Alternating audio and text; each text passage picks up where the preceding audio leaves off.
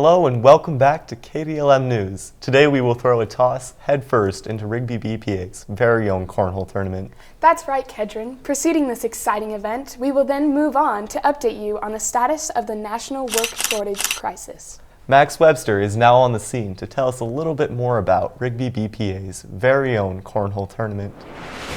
Thanks, Kedron and Laney. Here I'm with Max Meekum, the president of Rigby BPA, and he's here to tell me a little bit more about Rigby BPA's cornhole tournament. Well, it's an honor and privilege to be here with you, Max. Fire away. First off, give me a little bit more information on Rigby BPA's cornhole tournament. As the Rigby BPA chapter, we'll be hosting a cornhole tournament on January 14th as a fundraiser for our local chapter. Sweet, how do I register? So we'll be using the Scoreholio app, which anybody can get on any app store, including the Play Store as well. They can get this app and it'll be $25 registration fee and a $30 at the door if they come. How does this promote the BPA chapter? This helps our BPA chapter fundraise money for those that go to nationals and state level competitions that we often place in. We're just making sure everybody has the opportunity to go that wants to. Thank you for your time and information. Thank you. Back to you guys. Thanks, Max. Sounds like a whole lot of fun. Wow, good one, Kedron. Make sure, folks, to sign up for the cornhole tournament. Coming up next, we have the national work shortage. That's right. Many people and businesses nationwide have felt the effects of the pandemic still weighing down upon them. The pandemic has caused a major disruption in America's labor force known as the Great Resignation or reshuffle.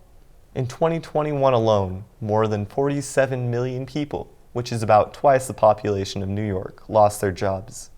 Right now, there are too many jobs without people to fill them. As a result, businesses cannot grow, compete, or thrive. As you can see in this graphic illustration, in the beginning of 2020, you see a 4% drop due to the pandemic. In nearly 3 years, the employment rates have still not returned to the levels they were prior. We can see approximately 3 million missing workers from our labor force. You can see the effects of the national work shortage in local businesses. Lupita Saldana is now on the scene at Bonneville County Road and Bridge to show us a little bit more. Hi, I'm Lupita Saldana, and right now I'm at Bonneville County Road and Bridge. Let's go inside and ask the manager a couple questions. What does Bonneville County Road and Bridge do for the county? We maintain all the roads and bridges within Bonneville County, both the gravel roads and the paved roads. How has your business been affected by the national work shortage in recent years? The shortage has contributed to a lack of being able to do the job we have. Mm-hmm. We're really struggling to be able to get enough people to do the job we have to do. Awesome. So what has your company been doing to solve this issue? We've been actively searching for people, but there's not a lot of other things that we can actually do to solve the problem. How does the national work shortage affect the hiring process for your business?